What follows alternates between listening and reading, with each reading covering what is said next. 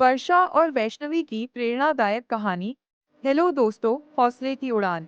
एक छोटे से गांव में दो सहेलियां रहती थीं, वर्षा और वैष्णवी। दोनों का बचपन एक ही स्कूल में, एक ही क्लास में और एक ही ख्वाब के साथ बीता। कुछ बड़ा करना, कुछ अलग करना। पर गांव की सोच छोटी थी।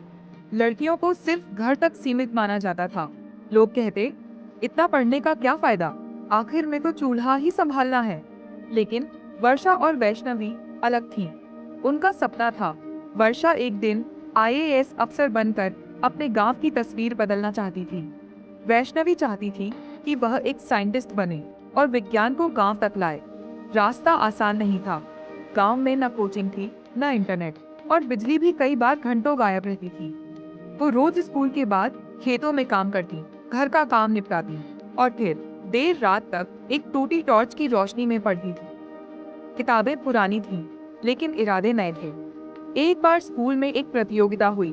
अपने सपनों को शब्द दो, वर्षा ने वहां कहा। मुझे अफसर इसलिए बनना है ताकि एक दिन किसी और की बेटी के सपनों पर ताले न लगे।